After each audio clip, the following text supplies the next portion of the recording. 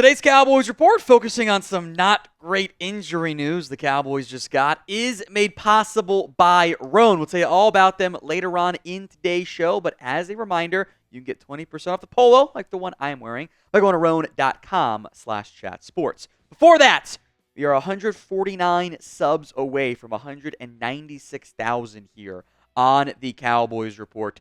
Hit that sub button if you haven't already. YouTube.com/Cowboys TV.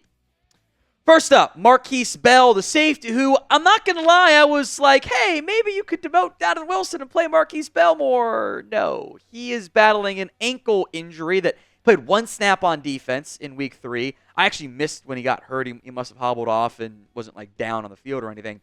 He is doubtful for week 4. He didn't practice first 2 days. Not really much for practice on Wednesday anyway. So he ain't going to play. The injury report is supposed to be right. 25% doubtful, 50% questionable, 75% you're going to play for probable. That's what they don't even use probable anymore because it's gone. Doubtful means you ain't playing. But we're not technically going to rule you out right now. I can't remember the last time a Cowboys player, especially under Mike McCarthy, was doubtful and ended up playing. And that sucks because I kind of wanted to see more of Markquese Bell. I have been very whelmed, maybe even underly so, with the play of your safeties so far. Malik Hooker is normally in a better spot, but hasn't tackled well the past 2 games. Donovan Wilson, in many ways, the last couple years, when Wilson's played great, the Cowboys' defense ends up playing great. He's physical, he makes tackles, he's in the right spot, the right time. He's had some good games. He's had some bad games. And I think he's had a couple bad games in a row, the late game interception notwithstanding. Against the Saints. The secondary, the safety room is talented, but they have not remotely played up to expectations. You don't have a true number 1. Hooker's a 2 that's played maybe more like a 3. Wilson's a 2.5 that's played maybe more like a 3 or a 3.5. Wouldn't mind seeing Wanye Thomas, but I think this team uses him more as a free safety than a strong safety. But who knows? What is your concern level right now over the Cowboys secondary with more injuries on Caelen Carson? We'll get to here in a second. Scale it for me from 1 to 10. It's the pinned comment on today's show. You should know what that means by now. If an ad plays on YouTube, it's fine. Take advantage of it. Head down there and let me know. Scale it from 1 to 10. Let's talk Caelen Carson. He has a shoulder injury. Also is listed as doubtful. Now, Mike McCarthy had previously said that Carson seemed to be a little bit further along than Bell was. I'm sure once the adrenaline of last week's game wore off, that shoulder hurt a lot. So maybe there's a better chance of Markquese Bell, but I am going to operate for the next 25 hours, depending on when you're watching this video, before it's official that he's not going to play. Now, Carson was solid against the Browns, has not been very good the past 2 games. You've had a couple just blown plays, like very noteworthy blown plays, a missed tackle here, a bad angle there, bad coverage. Like he looks like a 5th-round rookie. That was always the danger of having that out there. Even though he had a good training camp, it's a little bit different once the actual lights go on. So you're going to have Trayvon Diggs out there. You'll have Jordan Lewis out there. Who is going to be your number 3 corner? And I kind of don't love the Giants receiving matchup for the Cowboys without DaRon Bland. I feel great if you had Bland out there. I'm worried about Malik Neighbors anyway, which we'll get to him later on on our preview show on Thursday. Probably one of Andrew Booth or Israel Mukuamu. We'll talk more about them in a little bit. But today's show is made possible by Roan. Things might not be going great for the Cowboys, but at least Roan is still helping me look as best as I possibly can for someone who would not consider themselves classically attractive. They've got stuff for every occasion. I'm a big fan of the look good, feel good, play good mindset, and Roan hopes to deliver in that category. They have products for every occasion. Pants, dress shorts, quarter zips, polos like this one, the one I wear on the intro video, blazers as well. Their signature 4-way stretch fabric is breathable, flexible, and works everywhere from your commute to golf. I wear it golfing all the time. Drive home, work, whatever. Roan has you covered. The commuter collection can get you through any workday and right into whatever comes next. Head to roan.com/chatsports and use code CHATSPORTS. Save 20% off your entire order. That's 20% off your entire order when you head to rhone.com/chatsports and use code chatsports. Find your corner office comfort by heading over to Rhone and upgrading your closet in the process. Links in the comment section and the description of today's show. It's rhone.com/chatsports and use code chatsports. I think there's two names to monitor here. Number one is Andrew Booth Jr., who has been a healthy scratch the first 3 games of the season.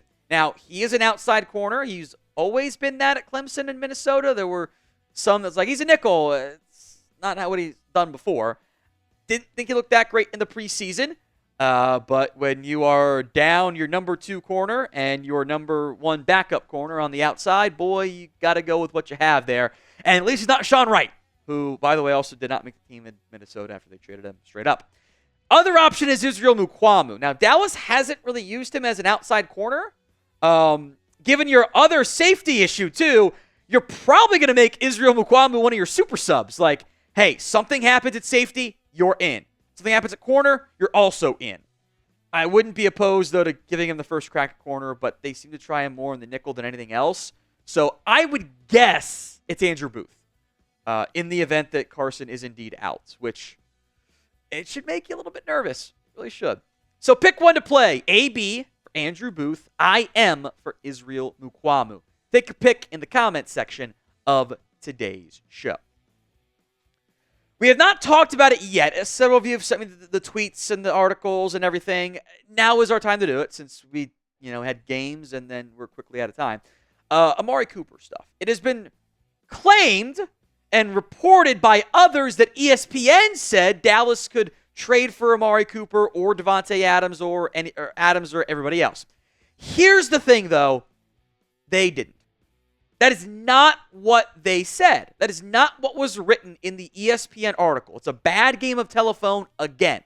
So ESPN started one of their insider pieces to just trade candidates who could potentially be available. They started with Deontay Johnson as a trade candidate. Their destination fit, their predicted landing spot, whatever you want to call it, their best fit was the Patriots. And they wrote this: exceptionally thin at the offensive skill positions, the Patriots were in on Brandon Aiyuk. If the defense can keep things afloat, it could make sense to make a move for Johnson and sign him long term. But Rams, Chiefs, Commanders, and Cowboys would also all love to add a talented wide receiver. That was the end of that section. The next section was, well, what about Davante Adams? There was no mention of the Dallas Cowboys as it relates to Davante Adams. Not what happened. They also then listed 6 different wide receivers as, hey, maybe these guys could also be available. They have Amari Cooper on that list, plus Woods, Slayton, Burks, Bourne, and Christian Kirk. So what happens in the aggregate, somehow, is Amari Cooper's a trade candidate. According to ESPN, the Cowboys want a wide receiver. Therefore, they're interested. We actually missed the boat. We took several different leaps there that weren't actually mentioned by ESPN. The aggregators screwed up again. Whatever that fantasy page was that did it. That's not what ESPN said. They didn't actually mention Amari Cooper and the Dallas Cowboys. Nobody actually reported that. It was just misinterpreted that way. Now, I know how we operate here, us as fans. I miss Amari Cooper still. I do. Would you bring him back? If you could find a way to make it happen, and I'll explain why you shouldn't get shows up here in a second. And even like ignoring the ESPN not reporting. Would you bring him back? Y for yes, N for no. You do very much still miss Amari Cooper. You miss his route running. You miss him getting open. You don't miss the constant lower body injuries, but you never properly replaced him. Now, I don't think Amari is in love with his situation in Cleveland. He had to hold out to just get basically his stuff guaranteed this year. Deshaun Watson's bad, despite what Leroy Bickerstaff might try to claim as the maybe Deshaun burner. Amari's not having a good year because he doesn't have a good quarterback. And I think if you ever got even there was one clip where Amari said about the Cowboys, if you ever got a real answer from Amari Cooper, he'd be like, yeah, I miss Dallas. That was the best quarterback I ever played with. Then Derek Carr, and a big old gap, then Deshaun. Here's the thing. Cowboys don't like admitting their mistakes. Jerry's still saying the backfield's fine.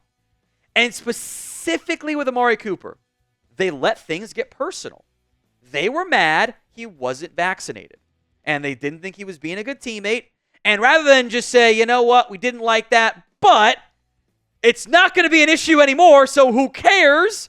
They let it get personal. They badmouthed him to the media and then tried to trade him and didn't get a great return back there.